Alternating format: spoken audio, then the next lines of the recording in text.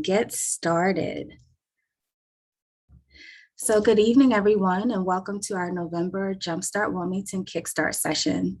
I'm Deanna Sargent, and I am the Vice President of Community Development at Cinnaire, and we appreciate you joining us this evening. As a friendly reminder, please make sure to mute your phone or listening device unless speaking. I'm sure you've heard that a lot over the past 2 years that we've been in this virtual environment. So you all should know those housekeeping rules by heart. For those of you who may be new to the Jumpstart Wilmington program and our Kickstart sessions, I do want to share a quick overview. So the Jumpstart Wilmington program is modeled after Jumpstart Germantown, which launched in Philadelphia 6 years ago. And Wilmington is the first city to launch a Jumpstart program outside of Philadelphia. The purpose of the program is to promote the growth of local developer capacity through training and development to support neighborhood revitalization and community development solutions by providing aspiring developers with the skills, knowledge, and support they need to rehabilitate properties. Jumpstart Wilmington was launched by Cinnaire to increase local developer capacity in Wilmington and stimulate neighborhood revitalization in Wilmington communities. The program consists of 3 main components, which are 12 to 15 hours of development training, mentoring, and networking. Those interested in participating in the program can visit our website at www.jumpstartwilmington.org to learn more about how to apply. A complementary component of Jumpstart Wilmington is our Kickstart sessions, which focus on specific development topics and will be open to the broader development community. We would also like to acknowledge the Biden School of Public Policy and Administration's Center for Community Research and Service, who assists with program administration. I'd now like to introduce our co-presenters of the evening, Azeez Weeks and Fatima Lester. Azeez is Development Manager for Cinnaire Solutions in our Wilmington office. In this position, Azeez supports project management, assists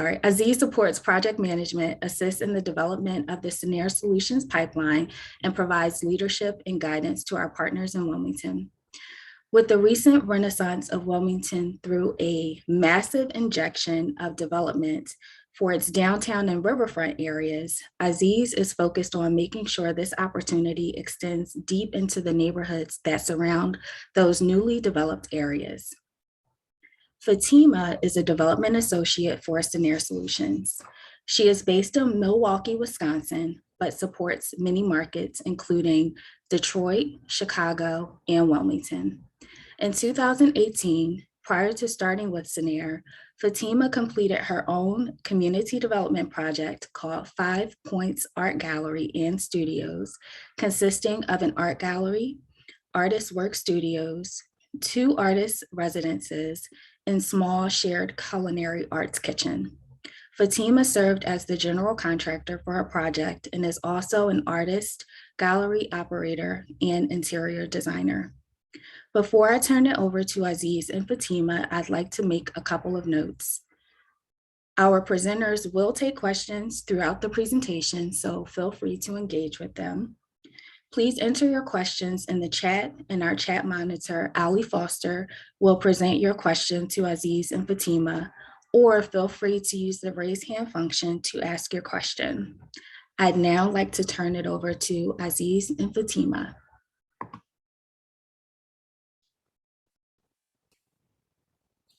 Hey, good evening, everyone. So happy to be here. Super excited to see so many familiar faces on this Kickstart call today.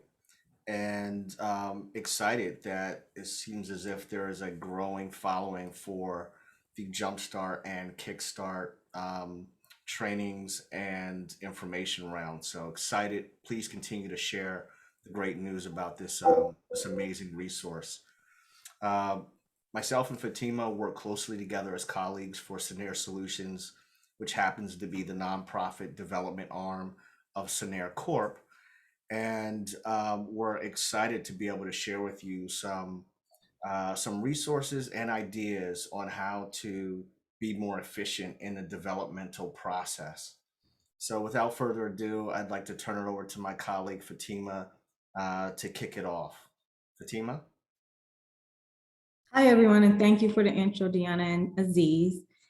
As they both said, my name is Fatima Lasser. I'm a development associate with Cinnaire Solutions, but pre that, I did work on my own community-based development, in which I converted an old funeral home from my childhood neighborhood into a mixed-use art space consisting of the entities that Deanna mentioned: a gallery, artist studios, some residences, and a commercial kitchen, essentially to create a hearth of arts community within this divested area, but also to create like a safe space for artists of color and give greater representation and access and development opportunities for that population. And so while managing that and everything else in conjunction with that, all the other life things that go on while you're doing a development and working, it required heavy organizational skills. And one of the things I used prior to that, during that, and I still use today, is a paper planner. I live by it. It's my best friend. It's what keeps me on track. In my mind, writing something down physically helps it log to your memory. So that action helps retrace some steps. And so that's the reason I prefer to use my paper planner.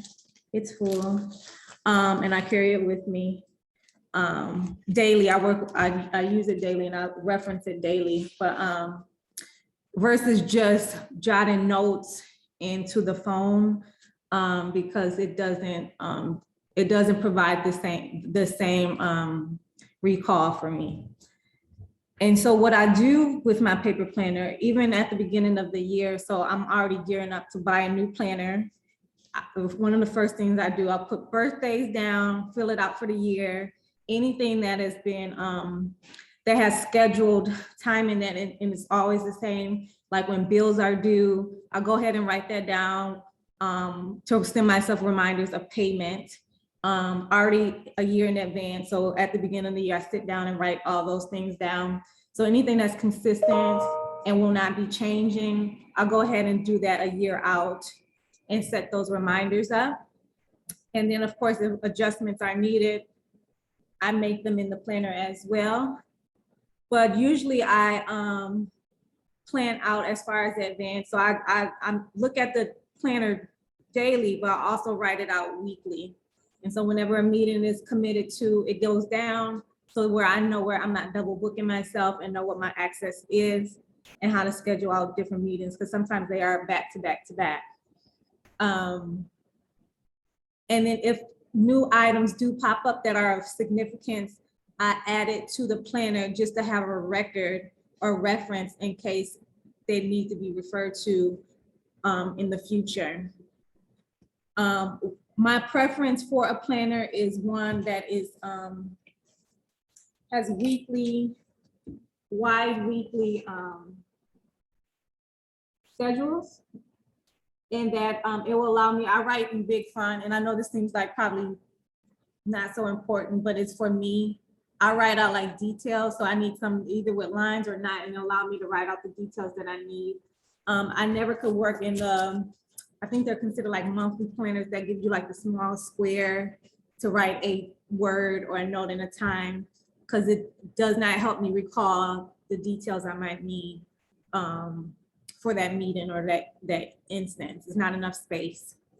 I also prefer a planner with pockets, because there are certain items that I keep with me all the time, like stamps, phone numbers. I do have like an old school phone book that I keep with me. Some notes, like any tax ID information that needs to be easily accessible. But I don't keep everything with me, but anything that I might need while traveling on the move, so I can reference it very quickly. But that's the essence of how my first step and my first line of approach to being organized and keeping myself on track is with this planner. And so there are customizable things that you can do. If budget is an issue, you can print out something online. You can probably find something on Google or something that you can print out for yourself. There are coupons out there for them. There are ones that have a smaller square. So if you don't need that much space and you need little things to write down to jog your memory, you can do what fits with you. Some people don't want a big bulky book like I carry around. And you need just like a little pocket pal that works too. But also another reason I carry one with pockets. When I was under construction, there was constantly receipts and invoices being printed that you have to keep track of. And so that's a nice little clean way to file it for the time being before you file it in like the additional filing system or tracking system that you have. You have any questions for me?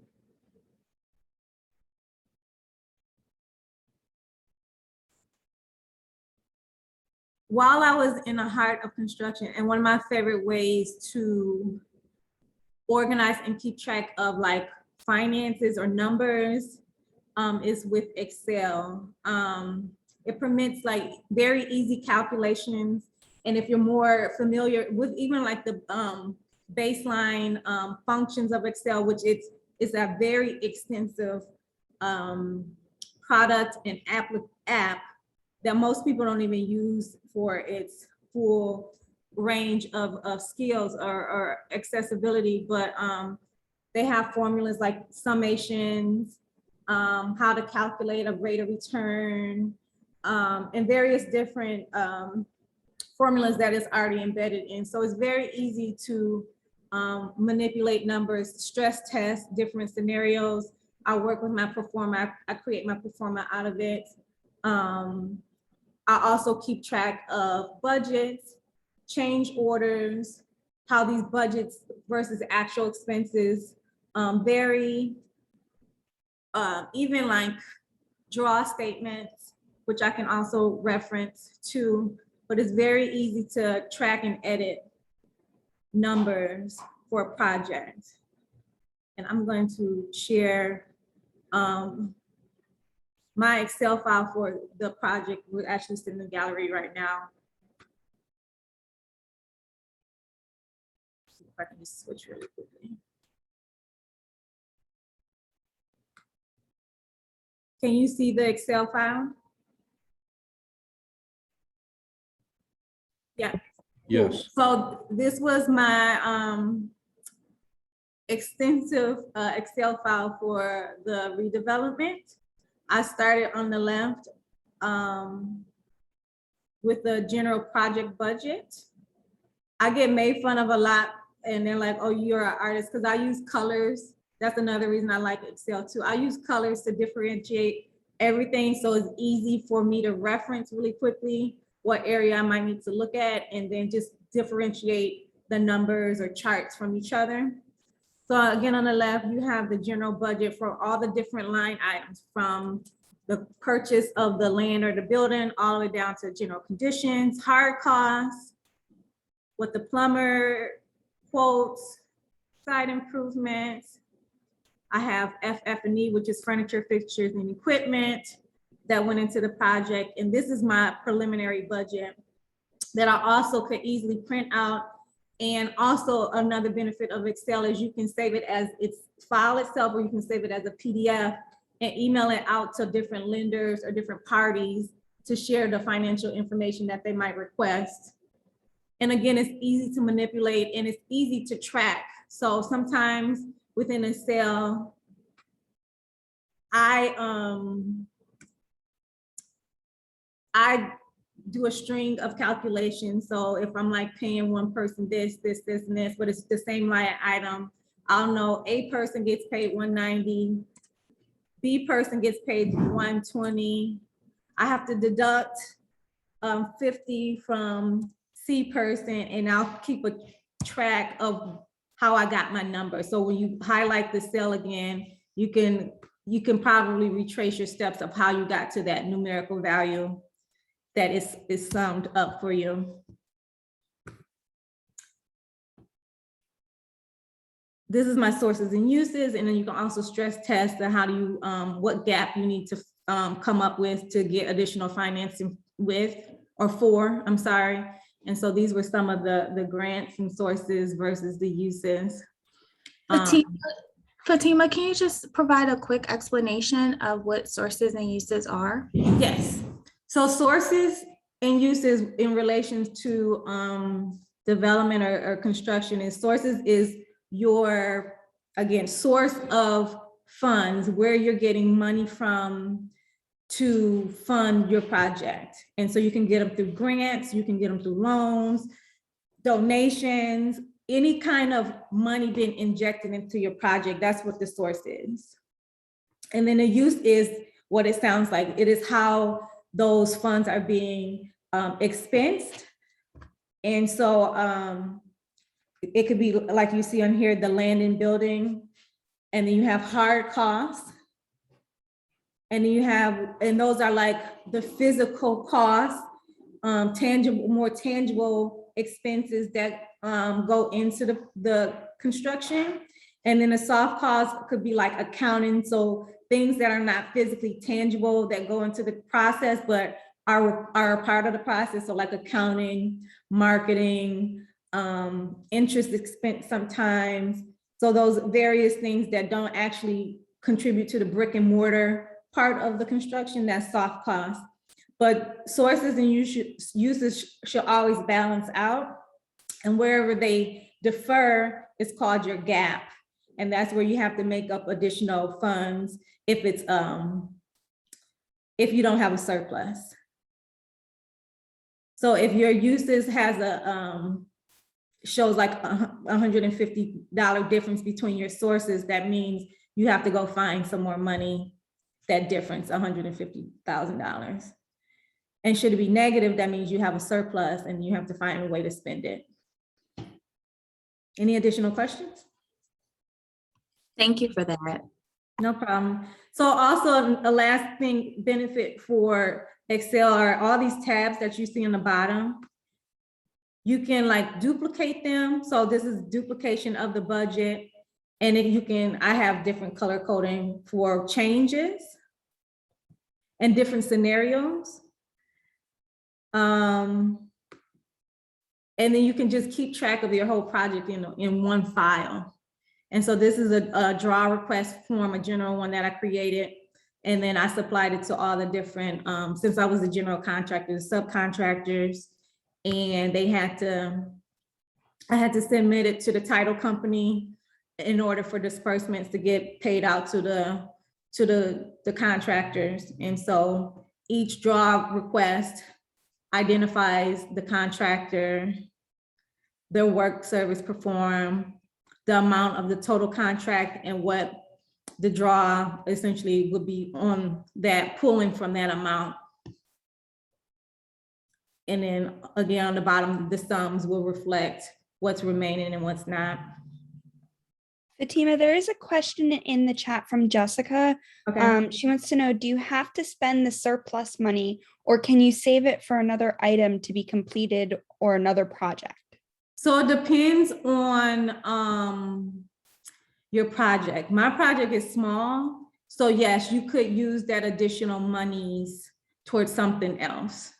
Towards a different line item, something. But sometimes if you do like projects that require tax credits, you have to spend it in a certain manner. So it restricts you on how those funds can be utilized.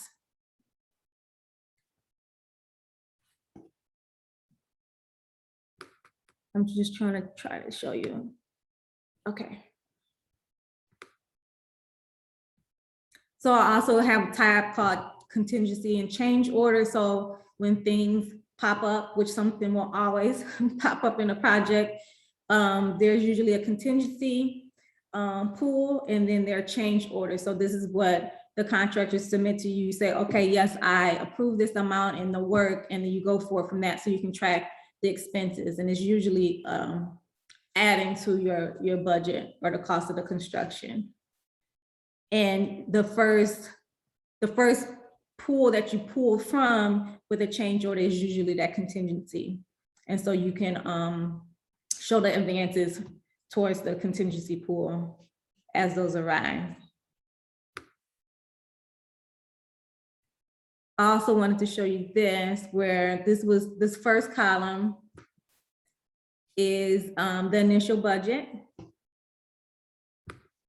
This is the change orders or credits. So sometimes things come in cheaper, or you can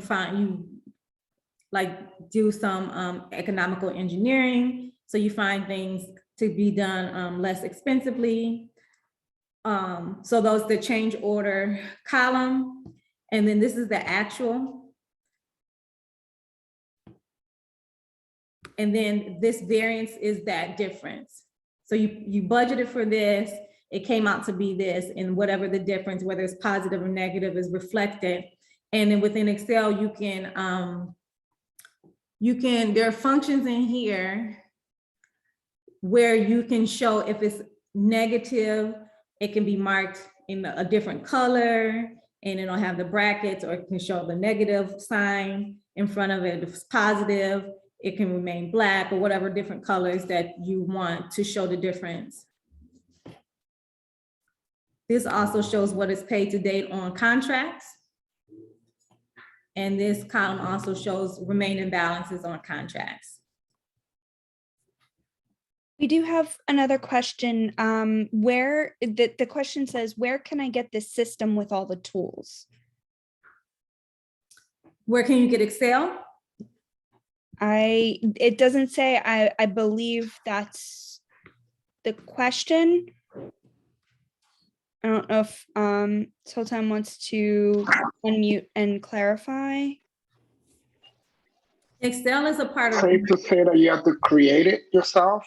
As far as this is just an example of how to budget or whatever the case is, but this is something as an example of what you can create to track resources. There's no particular formula because each project is different.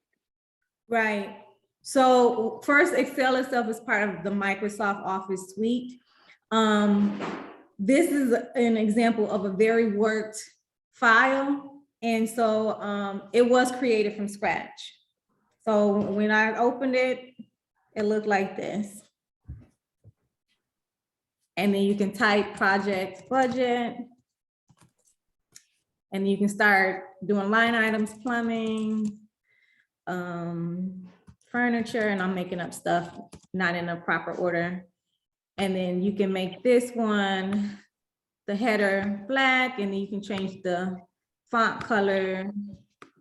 And I think Excel offers some wizards where they can create some pre-planned, budgeting type of situations. So it doesn't have to look like yours. I think it's just an example for everyone who's inquiring. Can I also add, just as it relates to Jumpstart Wilmington and creating development projects? So as it was already stated, this basic tool, this platform is Microsoft Excel. And so it's a part of the Microsoft Office suite. So as Fatima stated, she basically built out her forms. But on the Jumpstart Wilmington page, we do have, for example, if you look at the bottom of the tab, she has a Proforma tab. So we do have a Proforma template, and that was created in Excel. So you can look at that as a guide. And in a follow-up email after this Kickstart session, we can provide you with a link to that. And I believe we also have a link to a budget, a base budget that we can link you to as well, so that you have a starter form. But if you Googled these forms as well, you can find some basic templates that you can start from, but most of them are typically housed in Excel for the reason that Fatima stated, because you can you can bake in a lot of formulas into the Excel document. But as I stated in a follow-up email, we can link to a Proforma template as well as a construction budget template. So we do have a few more questions before we move on in follow-up to this conversation. So what yardstick did you use to draw up this budget, and what is the ceiling?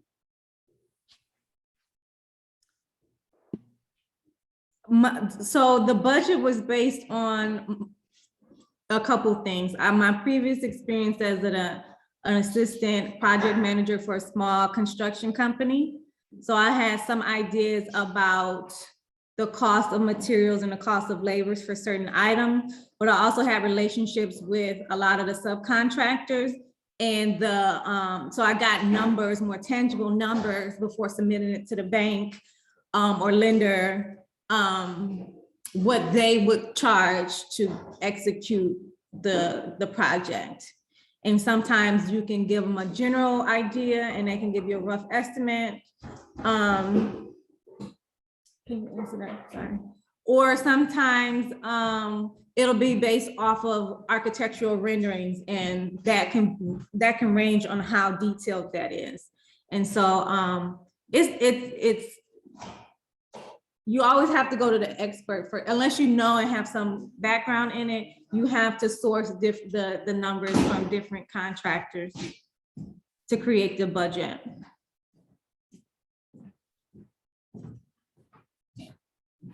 So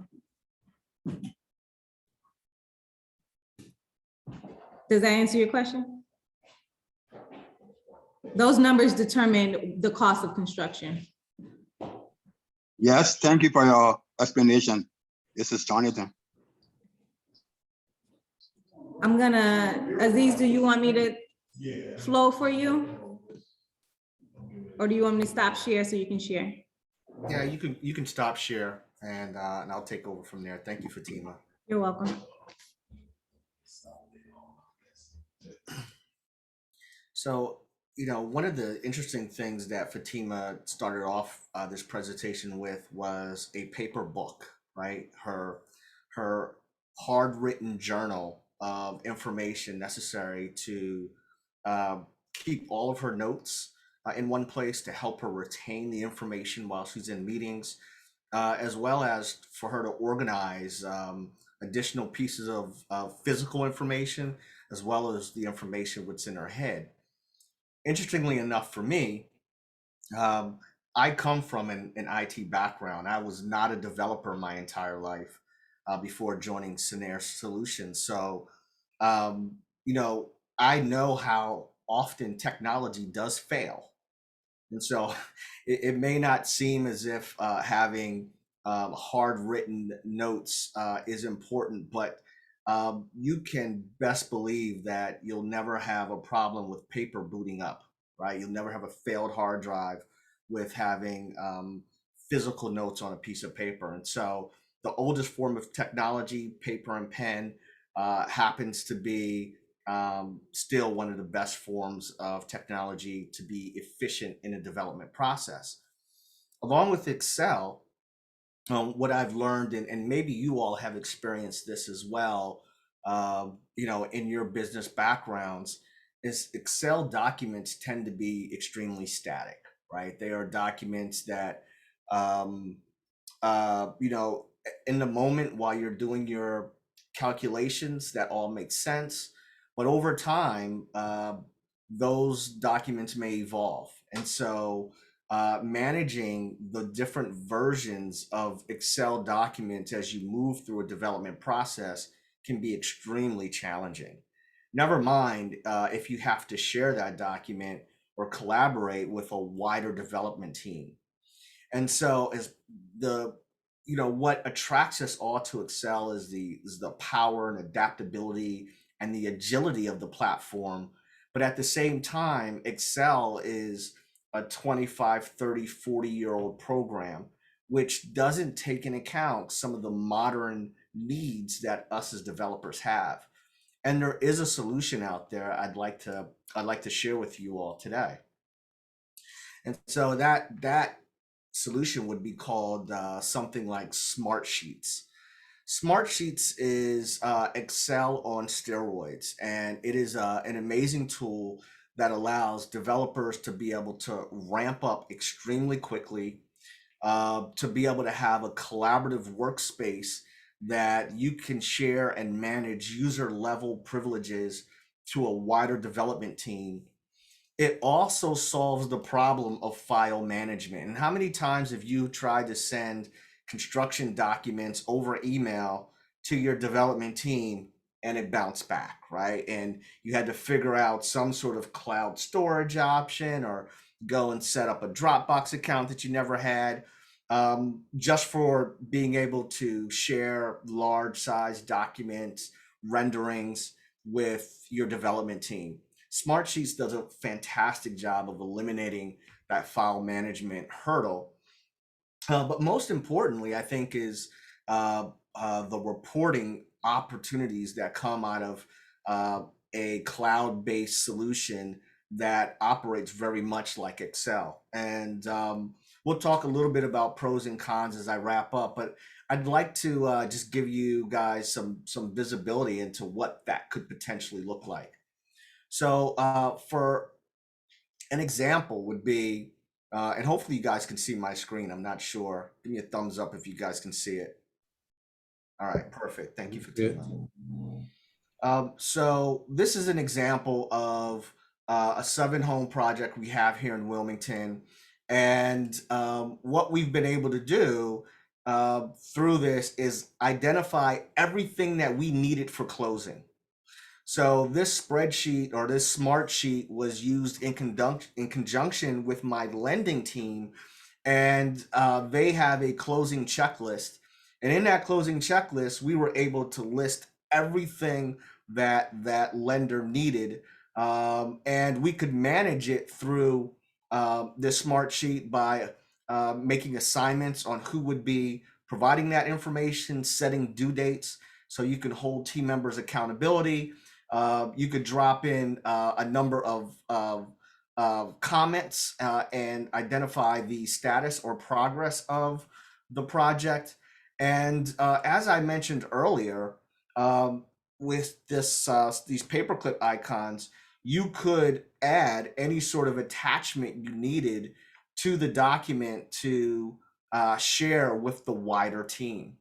And for instance, if I click on this share button, you'll see, and my computer is moving really slow, but I have 7 collaborators that are working all within this document that all have visibility. And at any particular point in time, those individuals wanted to take a look and get a snapshot of where we are as we go through the closing process. All they have to do is pull up this smart sheet. And if they needed to look at any of that source information, they can click on any one of these paperclip icons, and that is where all of that data would live. And interestingly enough, Smartsheet does provide versioning. So as you upload the replacement Excel document that has just been modified, it can archive the older Excel document right in the Smartsheet for you, in case you need to go back and look at some of your historical numbers.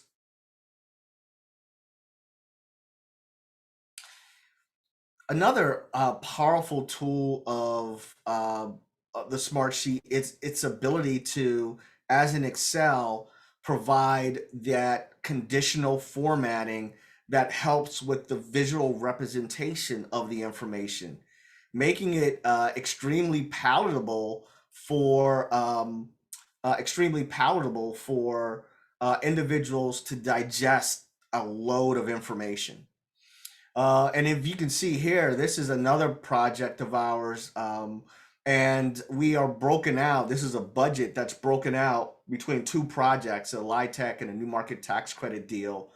And it gives us our totals to date. And then we look at the cost to complete as well. So this is all about pre-development spending, in which we identified all the pre-development spending that has happened to date. And then we identify all of our pre-development spending that's going to happen through closing. And most importantly, it identifies the remaining due on closing. So as we approach our closing date, we can look at our actual versus budgeted pre-development spending, all broken down by, if I scroll over, by category and expense code or cost code. So a very unique way of, again, sharing information. And this is all being pulled from another smart sheet. So this is a live report that comes directly from a smart sheet that's used strictly for data entry and is automatically updated on the fly in real time as the main spreadsheet gets updated, right? So a fantastic way to organize information. And if I broke down like each one of the main categories, I could shorten those through these carrots. So I can look at all of my main projects or my main expense categories and get a full sense of what our overall advertising, or excuse me, not advertising, development budget looks like. Sorry about that. So let me see if I can close that last one. So this could give me a quick snapshot, or I could drill down to any one of these to look at the additional granular line items associated with each category. So reporting, phenomenal tool for reporting your progress. Again, not only to yourself and to your leadership internally, but to your wider external development team. Another powerful tool is Smartsheet's ability to create custom dashboards, again, to make complex information extremely palatable for those who don't need all of that extra info.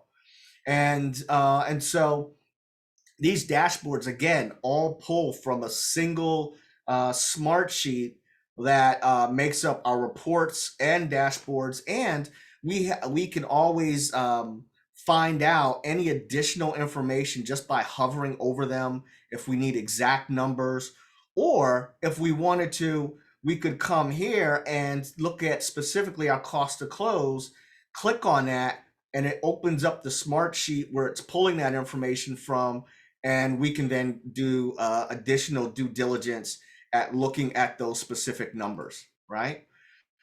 So the dashboard functionality is an amazing way of reporting information in a very meaningful way to the wider development team, and something I know that charts are built into Excel. Well, Smartsheet has that functionality, and it's live and in real time. That's the power of it. When your development team needs information that is relative to this moment, rather than a static spreadsheet that hasn't been updated in a week or two, Smartsheets is the answer. And then finally, I'd like to share with you, here is a tentative construction schedule used for a rehabilitation project in which we put down all the specific start and end dates for all of the work, the scope of work that needs to happen for our contractor. And I can now share this document with my general contractor to continue holding him accountable to the schedule that we both agreed to. And we can assign responsibilities, provide status updates and percentage done, which helps with invoicing and billing, as well as quarterly reporting that may be needed for some of the sources that are required for the project. And one of the cool things about this that I'm not quite sure Excel has, and it probably does, but this ability for me to go from a grid view over now to being able to have this chart. And now I can have a Gantt chart for all of my upcoming data that I can look through and see the timeliness and how each one of these items of the scope of work are interconnected. So Smartsheets is a phenomenal way to be able to share and collaborate in real time with your wider development team, share large files, report and monitor on the development process. It's secure, it's scalable, it's collaborative, it's adaptable. It allows you to act with agility and build rapid digital solutions that help align work and people, right, while sharing accountability. Obviously, there are pros and cons to every type of solution. I think I covered many of the pros so far, but some of the cons for this is that it does feel a lot like Microsoft Office, and so you may wonder where's the value in this, but it is a more improved, more streamlined application than Excel when it comes to real estate and construction development. I also feel that there's probably some things desired around cell formatting and the ability to export this in other forms and formats. But outside of that, I believe this is an amazing tool that helps build efficiencies into the development process. Any questions?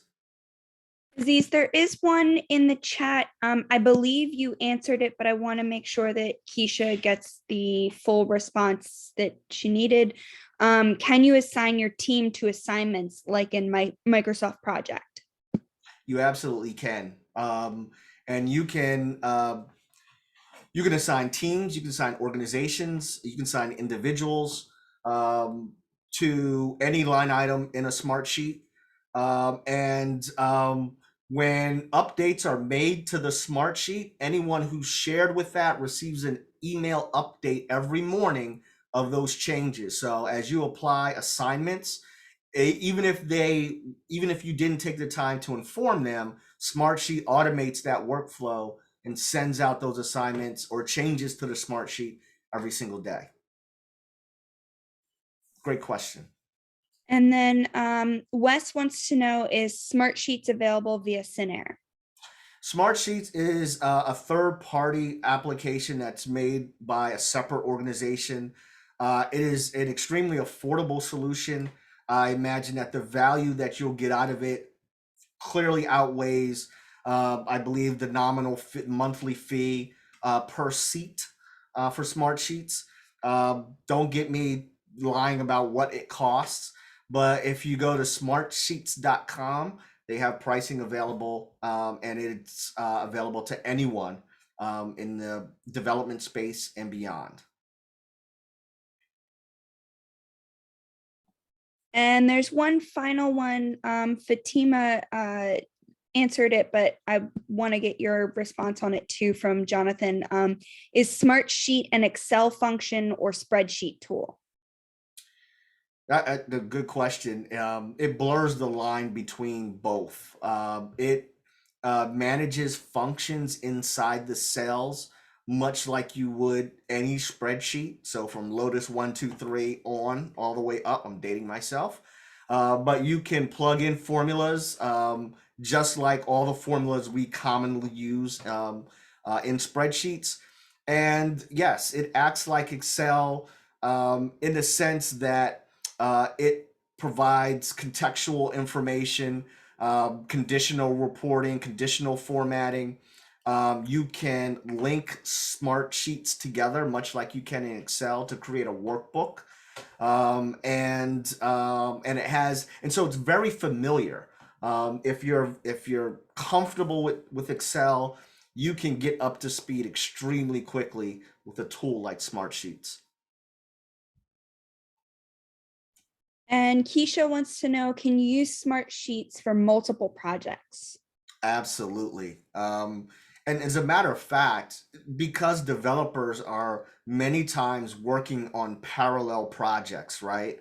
Smartsheets is built to be able to work alongside you as you work in multiple projects. You can categorize them. You can put them into folders. You can hot link to them. Many different ways to be able to leverage that. And for those who like to geek out on this kind of stuff, there are APIs to connect SharePoint to other legacy sources of information inside of your organization. So it can tie into, say, SharePoint, for instance. So all the file management is linked between your Smartsheet and the assets you have in SharePoint. Fatima, kick it back over to you. So as Azeez highlighted, and as I've demonstrated, I'm a little bit more old school. I do like paper and I do like Excel. And I was introduced to Smartsheets when I started working at Cinnaire, and I love it. It does, for me, like adjusting the columns and the rows and inserting things and, you know, deleting things and the formulas. It reminds me of Excel. So it's very adaptable. So if you know how to use Excel, you'll know how to use Smartsheets. And it's, again, like he showed you, the Gantt charts is even more prolific than Excel as far as the organizational aspect. If you do larger development, sometimes contractors or architects will use a system called Procore, and they do that. It tracks the scheduling and the timing. And so what you will see between Excel and Procore is kind of what you will get in Smartsheets in one. And the assignment of tasks. I really like Smartsheet for the easy drop in, drag the document so it is shareable and accessible to all. So that is a notch and a nod towards Smartsheet. So I do like it. And I feel like it's very adaptable if you have some comfort with Excel, but it's not Excel. And Azeez and Fatima, my apologies if you've already mentioned this, but you can use Smartsheets to share with external parties, correct? And use that for document tracking so they can upload their documents that need to be submitted to Smartsheets as well. So it's sort of a one-stop shop repository. Correct. And like Azeez says, Smartsheets kind of automatically, based on your entries, will populate and generate those beautiful looking charts. Whereas Excel does that, but you have to physically create them. Like you have to highlight cells, and then you have to go to a chart function, and you have to do it that way. Whereas Smartsheets is working for you already to tab over, and you'll see that. Sorry, 1 second.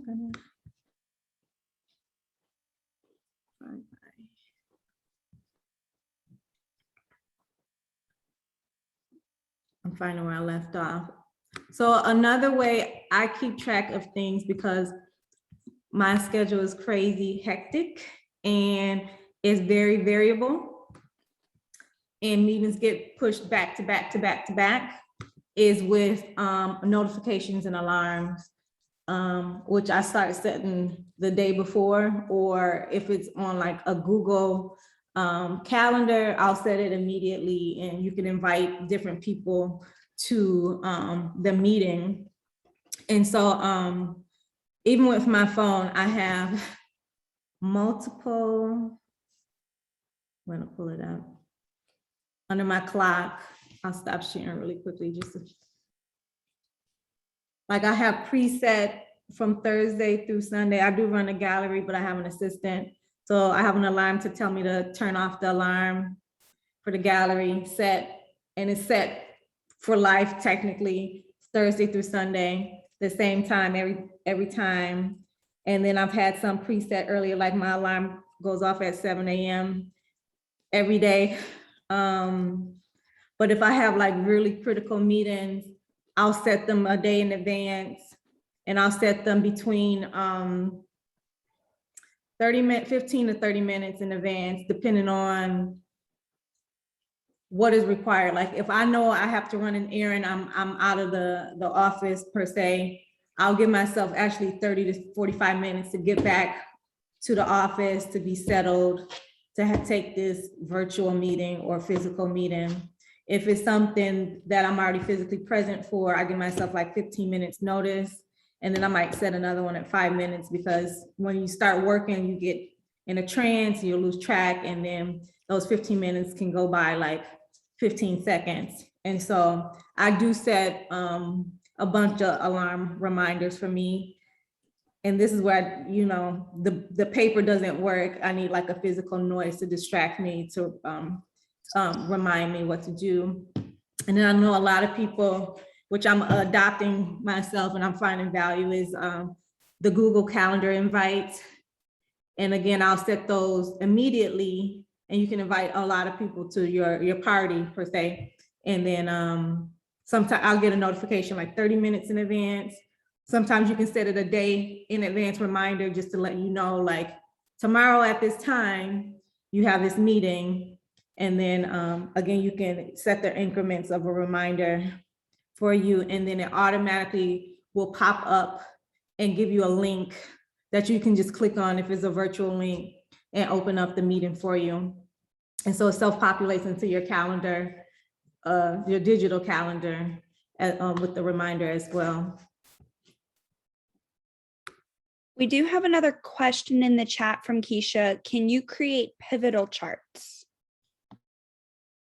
Can you, Azeez, you'll know that better. Can you create pivot charts in Smart Sheets, I'm assuming? Yes.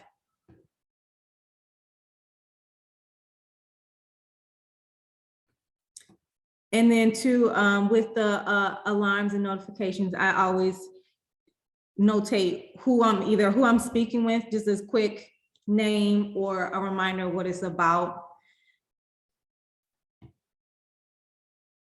And then if you do the Google Calendar ones,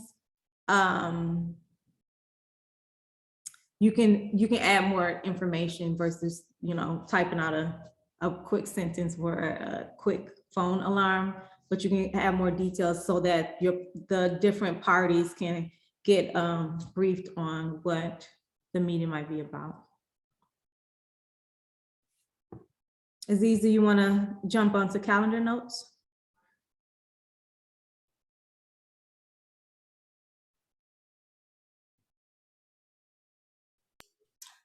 You can go ahead and stop sharing, Fatima.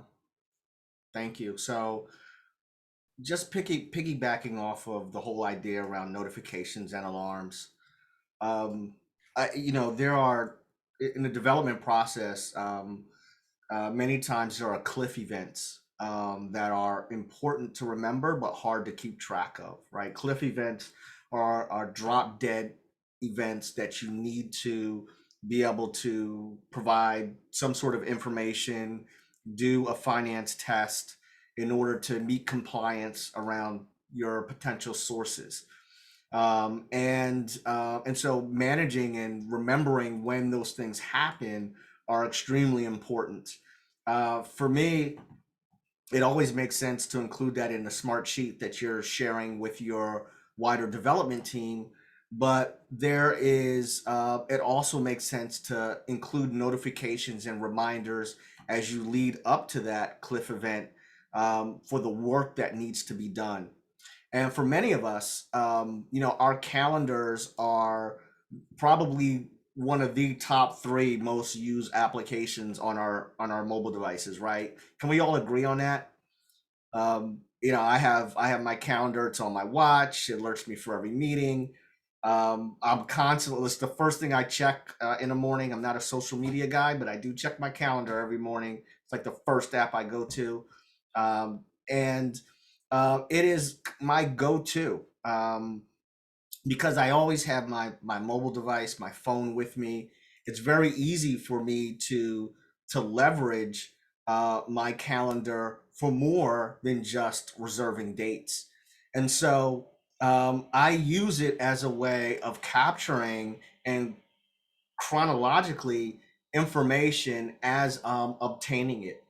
So one of the most important fields in a calendar invite to me is the notes section. And I consistently use the notes section of my calendar, whether it's Outlook for some folks, whether you have an Android device or iCal or calendar on an iPhone. Using the notes section is a great way of capturing notes, particularly if you don't have Fatima's paper book with you, right? And many times I go to meetings thinking I'm prepared and I forget my notebook, right? I left it on my desk, but I don't leave my phone on my desk, right? And so I could go through and capture all those, say, a notepad or notes. But what it doesn't do, it doesn't provide context. So when I put those notes into my calendar, it helps to provide context exactly what that note was about, right? That information that I'm capturing and recording is about. But there are some other advantages to leveraging calendar as a way of managing your notes. And if you give me 1 second, I'll see if I can share my screen. So this is my calendar event for today. And this is like my today's calendar. And ideally, what it does, what makes calendar so powerful to begin with is that it's always with you, right? It's always available on your mobile device. So imagine if you took notes, and for instance, I have notes for our Kickstart prep right here, right? And so even as I move, as I'm working throughout my day, I can go through and review these notes and add them or delete them or update them as I move throughout my day, my week, because I can constantly return back to this. I always have this with me. In addition, one of the most powerful components of this is that the query function in search in calendar has become increasingly more powerful. So imagine, and I'm sure each one of us can relate to a time where we were looking for something on our computer and we couldn't remember what we named it, what we called it, where we stashed it, where we hid it from ourselves, right, in our file management. And so if we had the ability to kind of query it, we might be able to find it. But the only thing you can remember is one single word. Have you ever had that happen to you? It happens to me more often than not. And the older I get, the less I can remember these things. But I'll remember some weird word that I typed in my notes. And for instance, if I went up to my query function and was looking for a word like supercalifragilisticexpialidocious, just imagine if I put that in and I wanted to find that somewhere in my calendar. And so I've used the word super a lot, right? And I can look at all the events that I have, and I go to my Kickstart prep event, and that word supercalifragilisticexpialidocious happens to be in there. So it's a great way of accessing data that you may not remember much about the context, but you know it's there. You could also search by, subject title, invitees that you may have had to it, or even attachments. And for instance, one of the things I like to do when I'm preparing for meetings coming up is that I'll attach documents that are important to that meeting. This helps me while I'm in conversations with my partners to be able to come up and just have that attachment. I could double click on it and it opens up the attachment that relates to that particular meeting. So leveraging that is huge for me. And more importantly, I tend to do that a lot more before the meeting, right? Refreshing my memory around what I'm going to be talking about or the line items or task items I need to get out of this meeting. I'll have listed in my attached document or in my notes. And finally, what's cool about having all of your notes there, that if you have colleagues and team members, as you manage these notes, you can invite them to it and share this information with them. And it could also be on their calendar so that they have access to all of the same information that you had logged into your calendar invite. And it's a great way of sharing that information when you don't know when you'll be talking with them again, and they have the leisure of being able to look at that information at their own convenience. So leveraging calendar is a powerful tool for note taking, for archiving information, for having your attachments that are important to your meeting, as well as sharing that information with your coworkers and colleagues. Questions about calendar?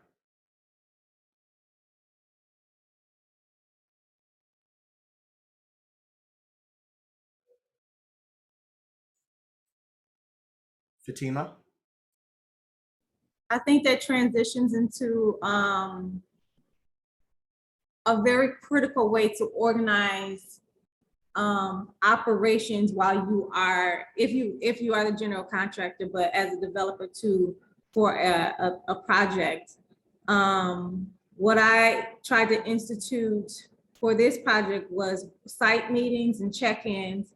You have to do it because things can go astray, and then it's a way to hold the team accountable and individuals accountable, and also provide a way for more fluid communication, because also between the trades, they have to figure out what task is done first so I can complete my task. What needs to be ordered at this time so we can have it by this time, so I can get it done by this time, to not hold up this task, so that the construction and development can stay on track, and or not get issued fines for getting off track and causing delays, because there's penalties that's borne onto the owner, developer, or what have you for missing deadlines too.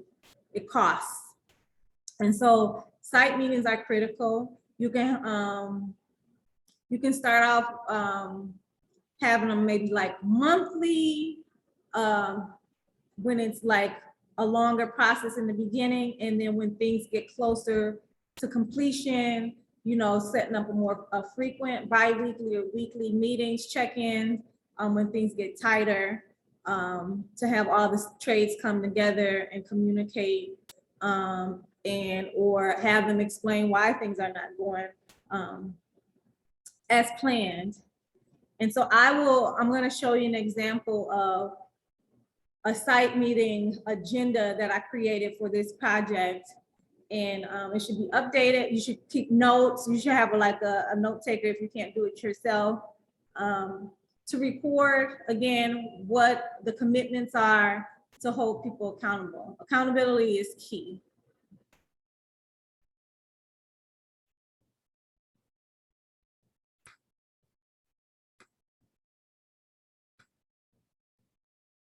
So as we previously talked, you can probably organize this in smart sheets with your Gantt charts, so people can see that and they can track it, and you can control who has access to what. This is a simple Word document that I typed up. So not only can you do it this way and distribute it to the different emails or parties, you can attach this actual document to the smart sheets as well, so people can reference their commitments and what was discussed in the meeting notes as well. So you usually should have a consistent time that you meet. It can change as things go along, and you should date them. I mean, it sounds menial, but it is like you have to like track and hold people accountable. Like, remember when we had this meeting on this date at this time, you keep track of who was and was not present, because they still need to be held accountable and get the information. If they're not present, it's not an excuse. Remember when we had, and you missed this meeting, or remember when you were at this meeting, you said such and such and such, and you communicated with this trade, and you said you would get this by this time to prevent holding this person up from getting this done. And now we have to figure out how to make up for lost time if this happens. So that's the purpose of it. And it's really about fluidity of communication. And again, keeping people on track and holding them accountable. I wrote an objective. I don't think there's a formal template on how to hold a meeting or how to document it, but this was mine. I always set expectations. And then I always reiterated the deadline.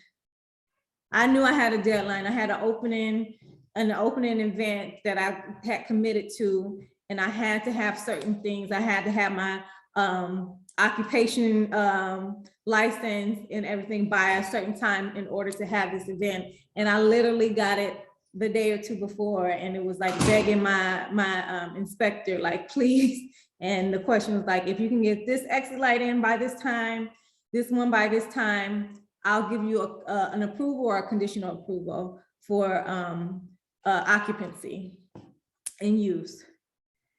And so the work timeline, so you would go through your meeting, asking each of these different trades, you know, what do you need to get this done and honor this deadline. And then I also created a order of importance as far as completion. So again, I wanted the commercial spaces to be in operations first, meaning the gallery first. And then there's 9 work studios. I wanted those first because I had commitments and use for them already planned. And those would be my stronger revenue generators too. So that's how you can control or put precedence for what gets done first.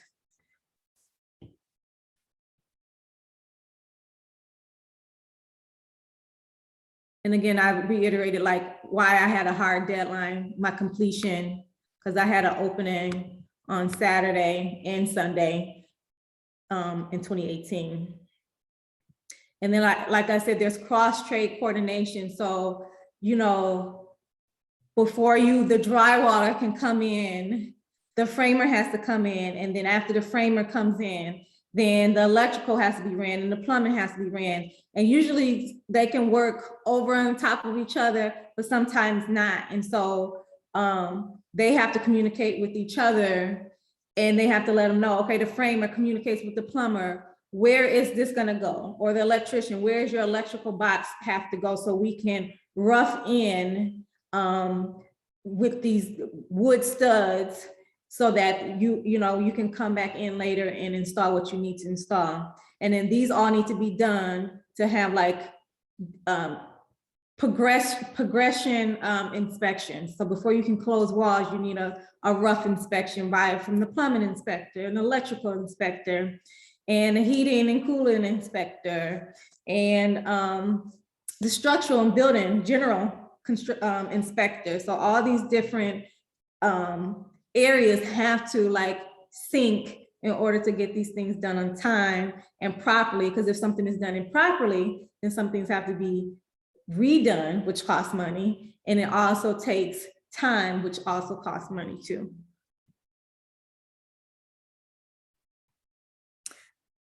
One of my most critical things that I try to like establish early on are like site expectations. And so safety is always number one. You know, you don't want anyone getting injured or dying. It can happen on the site, and you don't want to create hazards, general hazards like fires or anything. And people can get shocked, electrocuted. I've been on sites where a fire started because someone smokes, they throw their ashes and their cigarette in the trash, and the debris in there is flammable, and now you have a site fire. And so I didn't allow smoking on the site, and then a lot of people smoke, and so I gave them certain clearance around the building, on the exterior of the building, to smoke if they needed to smoke. One thing you should know, smokers cost more money. They cost more delays in projects too, especially the like consistent smokers too. So that was another thing. I try not to encourage that, just to keep things on track too. No drinking alcohol or coming to the project drunk. Again, you can't control people's after hour behavior, but again, it's create liability should somebody fall off a ladder or, you know, have it cut off their finger, all this miscellaneous things that can happen while in construction. You just don't want to add to the risk that could go on. I also reminded them to clean up after themselves. It sounds so menial, but it's so important, because within your budget, your construction budget, there should be cleanup. There's going to be debris, dust that goes everywhere, and it has to be accounted for, but it can be scaled down by having the technicians clean up after themselves. They're usually not good at it. They usually work and go, meaning they'll drill, dust is everywhere, wood is everywhere, or what have you. Their excess plumbing pipes or cut pieces, they'll just cut it and go, versus like sweeping up after themselves. And so again, adding to time, which adds to cost in some way. Making sure they don't use each other's tools. Theft happens, and so they should use their own tools. They should also take their tools with them if they can at the end of the night, or you can provide some kind of secure way for them to store, but you can have them sign a waiver that you're not liable should theft occur, because people can break in, you know, from outside, or, you know, sometimes things go missing, and it could be, you know, innocent. I picked this up, it looks like mine. Most tools look the same. Most people are using the same equipment. I picked this up and it's not labeled. And so things get lost. I was also conscious about asking them what needs. I might have been a little nicer than some of the previous GCs that they might have dealt with, but like, what are some accommodations that I should consider?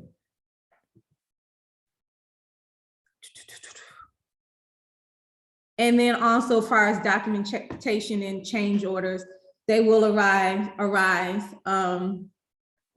You might save money with a change order, and you might increase costs with a change order, but I had a rule, you had to have a written, not a verbal approval of the change order. It had to be fleshed out, written, so that you, the owner or the GC, has a record, and the sub too for their files.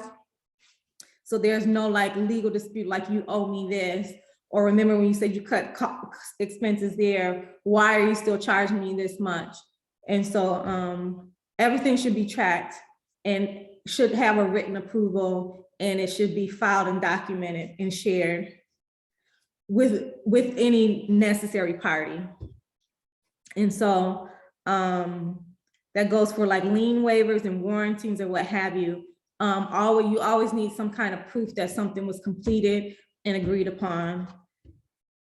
And then even for like the payments, the draw payments, the subs will have to supply certificates of insurance and lien waivers saying like, up till now, I certify that I got this done, and I, you know, I will correct anything if, you know, something arises with this payment. So, but this is my example of a site meeting agenda. I feel like it's fairly succinct, but thorough at the same time. So again, there's no mistakes about what the, excuse me, that's another alarm. No misunderstandings about what the expectations are, what the deadlines are, what was stated, and helps track performance.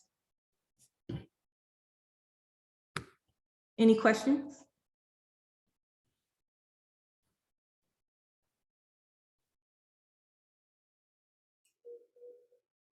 For the very last part, I just want to just add something to what Fatima had talked about, which was those check-ins. Site meetings are one thing, but the weekly or bi-weekly check-ins with your construction team and then your wider development team. You know, Fatima said something that's really important, and that is accountability is the key to success of the project. And building trust and confidence is important to your wider development team, partners, and lenders. So the commitments that are made during these check-ins are important to archive and share with everyone. So she talked about, you know, capturing minutes from her meetings. I cannot implore how important that is for each of you all to do. Now, for bigger projects, you tend to have the architects provide some sort of construction administration in which they are taking notes as you move through your conversations and your check-ins with your development team. But for smaller projects and us community developers, we may not have that source. And so one of the great things about technology in general and the pandemic specifically is that we've gotten used to these virtual environments and having these meetings just like we're having right now, leveraging a platform like Zoom. And so Zoom, if used effectively, can help support that accountability that's so important that Fatima was talking about. And so, for instance, you can record your meetings via Zoom, just like this meeting is being recorded and potentially could be shared with you all so that you can digest it later on, and maybe review something that you've forgotten. And I can't tell you how many times while working in parallel on multiple development projects that I realized it's just too much to remember everything. So leveraging the tool so that you can record the conversations can be extremely important for you not to miss important details. Taking it one step further, if you don't have an architect who can support you with construction administration, there is a utility within inside Zoom that will allow you to transcribe the recording. So Zoom will listen to your audio and then put it in text form and make it available to you in the cloud recording. If you guys didn't know that, it is an amazing resource that your audio from your Zoom recordings are automatically transcribed and available to you for review. So you can share that video, that audio, as well as a transcription of that meeting to your wider development team. And that could be very important to support that whole idea of around accountability. And I can't tell you how many times you'll come across, your general contractor or a sub telling you that you didn't agree to something and you did, right? Or this was not mentioned as part of the deal and it was. Or maybe something wasn't mentioned and someone thought it was. It's very easy to have that misinformation. So I'm going to just put a link in the chat that is a K-base article from Zoom that explains how to turn on and enable transcription for cloud recordings. So it is not on by default. You'll need to be able to go into Zoom for those who use them to be able to turn that on.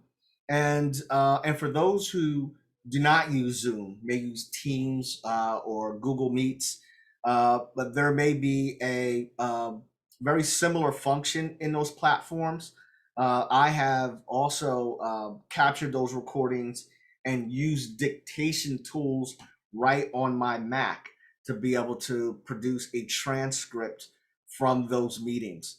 I'm sure there's a PC counterpart. As it turns out, guys, I don't use a PC, but I know that for those who have Macs and iPads, there are transcription software built in, and all you would need to do is play that audio back and your iPad or your Mac will transcribe it. And I imagine there's built-in tools or third-party tools for PCs to do the exact same thing. So I just wanted to underscore the importance of archiving your check-ins and your meetings, as Fatima had laid out with her meeting notes. Extremely important for accountability, but more importantly, it sets you up for success and continues to build trust and confidence, which is so important to have as a developer. And I just would like to thank each of you for joining tonight's call. And hopefully you found something valuable out of what myself and Fatima shared with you tonight. Deanna? Thank you. So we do have about 9 minutes left. So I wanted to see if anyone had any questions for our presenters. We have time for about 2 or 3 questions.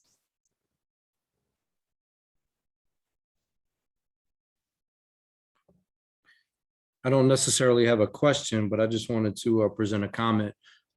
Thank you, Fatima and Azeez, for the information. That was all very good information. So I just wanted to extend my thank you for that.